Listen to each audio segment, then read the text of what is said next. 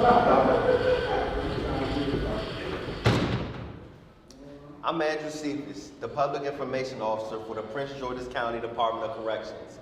Here at the Department of Corrections, we're a family, and some members of this family have been here for longer than I've been alive. We're taking time to recognize many of these individuals by sitting down to do milestone interviews. I hope you enjoy this new interview series.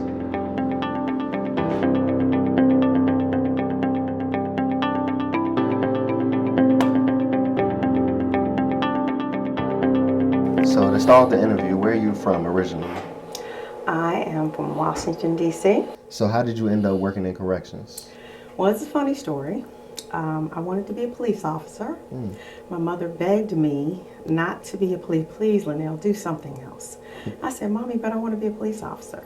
And then I decided to protect my mom and to make her feel a little safer. I decided to go into corrections. So I went to Frostburg State first, and then I graduated from Towson University with a sociology corrections concentration. So I'm actually in my major. I started in DC pretrial. I worked there for a year, and then someone told me about the Department of Corrections, and then I came over to pretrial services here. It's kind of hard to know what to expect going into a jail, working in this type of environment, but has it been what you expected? Well, I wanted to be a police officer, so I was used to dealing with defendants because in DC we would go into a cell block. And then you would interview in the cell block in DC. Here, we go directly into the units and we talk to people. But I've never had a moment of pause because I've always wanted to do something that dealt directly with law enforcement. So, no surprises. Okay. So do you have a most memorable event?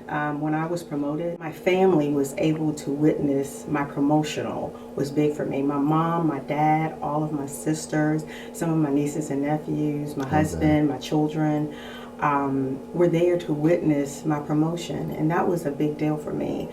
Someone even suggested that I had a cheering squad out there, so that would, and I did. I actually had so many people here just to witness that, and that was a big deal for me. So would you say that family support has helped you as you progress through your career with the Department of Corrections? It has. Family is huge.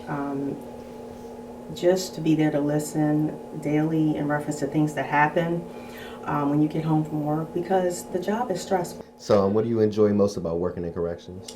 The people. You forge so many just relationships with people, and you see the good, bad, and the indifferent.